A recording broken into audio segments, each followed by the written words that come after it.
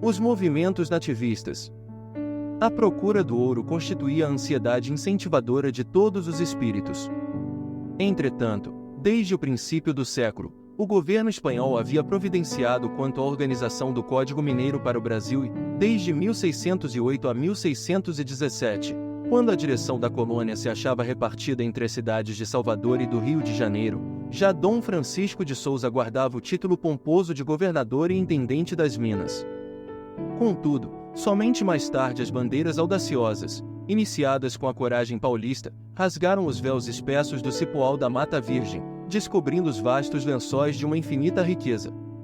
Muitos lustros decorreram sem que nada mais se observasse, senão os movimentos espantosos das correntes migratórias através dos sertões, procurando o ouro da terra desconhecida e encontrando, muitas vezes, nos seus caminhos a aflição, a angústia e a morte. O próprio Conselho Ultramarino, em Lisboa, expunha mais tarde à autoridade da coroa a necessidade de se reprimirem os excessos dessas migrações incessantes, para que o próprio reino não se despovoasse. Por essa época, multiplicavam-se as emboscadas e a sede da posse turvava todas as consciências.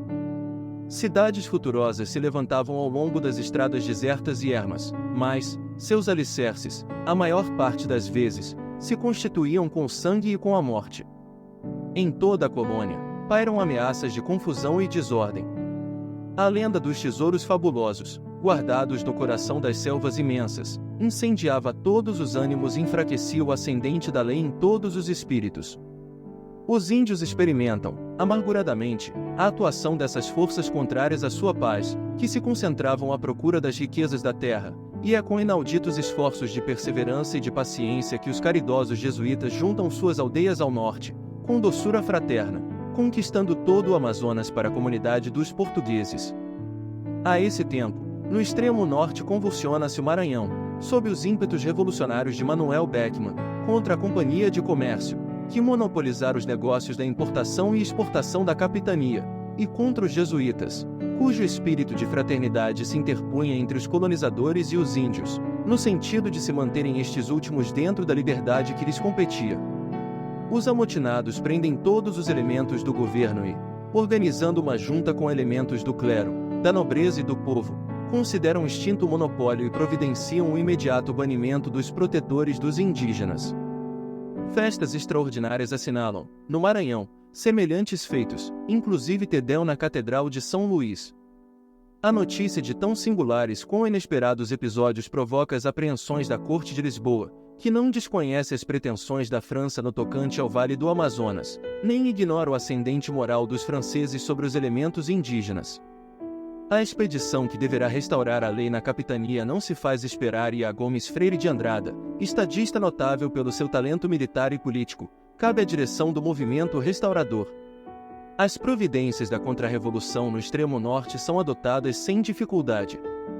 Gomes Freire procede com magnanimidade para com os revoltosos, sem, contudo, poder agir com a mesma liberalidade para com Manuel Beckmann, que foi preso e sentenciado à morte. Sua fortuna teve a ele confiscada, mas o grande oficial que comandará a expedição, dentro das tradições da generosidade portuguesa, arrematou todos os bens do infeliz, em asta pública, e os doou à viúva e aos órfãos do revolucionário. Em 1683, a Bahia se conflagra, depois de assassinar o alcaide-mor da colônia, Francisco Teles de Menezes, que excitara as antipatias dos habitantes do Salvador. E os derradeiros anos do século XVII testemunham as atividades da colônia, nesse período de transição dos movimentos nativistas. A sede do ouro penetra o século seguinte, que, mais intensamente, ia acender a febre da ambição em todas as cidades. Em 1710, as lutas se fixam na capitania de Pernambuco, que fazia questão de cultivar o sentimento de sua autonomia, desde os tempos da ocupação holandesa, com a qual fizera novas aquisições no que se referia aos patrimônios de sua independência. Os brasileiros de Olinda abrem luta com os portugueses de Recife, em razão das rivalidades entre as duas grandes cidades pernambucanas, que não se toleravam politicamente. As emboscadas ocasionam ali dolorosas cenas de sangue. Um ano inteiro de choques e sobressaltos assinala o período da Guerra dos Mascates. Antes, porém, desses movimentos revolucionários em Pernambuco, os paulistas e os emboabas lutavam na região aurífera dos sertões de Minas Gerais, disputando-se a posse do ouro, que abrasava a imaginação do país inteiro. A felonia e a traição constituem o código dessas criaturas insuladas nas matas desconhecidas e inóspitas. Pela mesma época, a França, que sempre custou a resignar-se com a influência portuguesa no Brasil, envia Duclerc para investir o porto do Rio de Janeiro com 1000 homens de combate. A metrópole portuguesa não podia proteger, de pronto, a cidade, e o governador Francisco de Castro Moraes, deixando-se dominar pela timidez, permitiu o desembarque das forças francesas, que, todavia, foram rechaçadas pela população carioca. Estudantes e populares lutaram contra o invasor. Algumas dezenas de franceses foram barbaramente trucidados. Fizeram-se ali mais de 500 prisioneiros e o capitão Duclerc acabou assassinado em trágicas circunstâncias. O governo do Rio não providenciou quanto ao processo dos criminosos, a fim de punir os culpados e definir as responsabilidades pessoais, provocando com isso a reação dos franceses, que voltaram a assediar a maior cidade brasileira. Du Guaitrón vem à Baía de Guanabara acompanhado de cerca de 5.000 combatentes. O governador foge com quase todos os elementos da população, deixando o Rio à mercê do corsário que se ilustrara sob a proteção de Luís XIV. Depois do saque, que absorve muitos milhões de cruzados da fortuna particular, paga ainda à cidade fabuloso resgate. Enquanto se desenrolavam os últimos acontecimentos, governava em Portugal Dom João V, o Magnânimo, em cujo reinado ia o Brasil espalhar pela Europa os seus fabulosos tesouros. Nunca houve, ali, um soberano que mostrasse tamanho descaso pelas possibilidades econômicas do povo.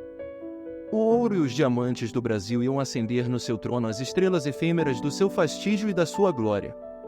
A fortuna amontoada pela ambição e pela cobiça ia ser espalhada pelas mãos insensatas do rei, imprevidente e incapaz da autoridade de um trono. Dentro do luxo assombroso da sua corte, o convento de Mafra se ergue ao preço de 120 milhões de cruzados. Mais de 200 milhões seguiriam para as arcas do Vaticano, dados pelo monarca egoísta, que desejava forçar as portas do céu com o ouro iníquo da terra. Em vez de auxiliar a evolução da indústria e da agricultura de sua terra, Dom João V levanta igrejas e mosteiros, com extrema prodigalidade, e, enquanto todas as cortes da Europa felicitavam o rei perdulário pelo descobrimento dos diamantes na sua afortunada colônia e se celebram Tidéus em Lisboa, em homenagem ao auspicioso acontecimento, pelo Brasil todo se alastravam movimentos nativistas, exaltando os sentimentos generosos da liberdade e preparando, assim, sob a inspiração de Ismael e de suas falanges devotadas, o futuro glorioso dos seus filhos. Espero que tenham gostado. Já vai deixando o like, curtindo e compartilhando. Até o próximo vídeo.